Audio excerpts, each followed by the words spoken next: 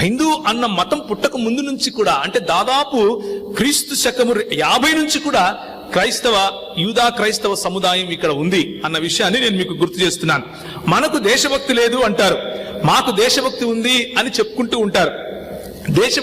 దేశభక్తి అంటే ఏంటి? వాళ్ళ ఉద్దేశంలో దేశభక్తి అంటే ఏంటంటే వందే మాత్రం చెప్పటం. అసలు ఈ వందే మాత్రం ఎక్కడి నుంచి వచ్చింది అని గనక మనం ప్రశ్నించామనుకోండి, 1850 చిల్లరలో మరి బంకించంద్ర చటర్జీ అనే ఒక ఆయన ఒక నవల రాశాడు. దాన్ని ఆనంద్ మఠ్ అని పిలుస్తారు. అందులో ముస్లింలు ఎక్కువ, అంటే హిందువులు ఎక్కువగా ముస్లింలు అయిపోతున్నారు అని బంగాల్ ప్రాంతంలో హిందువులు ఏం చేశారు అంటే వందే మాత్రం అన్నటువంటి నినాదంతో దుర్గను పూజించేవాళ్ళు. ప్రతి గ్రామానికి వెళ్ళి మీరు మీరు మీరు ఎవరిని పూజిస్తారు, శివుణ్ణి పూజిస్తారా లేకపోతే హరిని పూజిస్తారా అని అడిగి, ఒకవేళ దుర్గను పూజిస్తారా అని అడిగి ఎవరైతే పూజించారో వాళ్లను ఊచకోత కోశారు ఆ నవల ప్రకారంగా.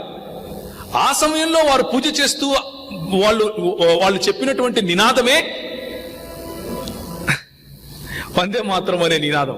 అయితే ఈ శక్తైట్లు అంటే శక్తిని పూజించే వీరు ఈ మహారాష్ట్ర ప్రాంతానికి వచ్చే వరకు వీళ్ళు మాత్రం శక్తిని పూజించే బ్రాహ్మణులు కాదు.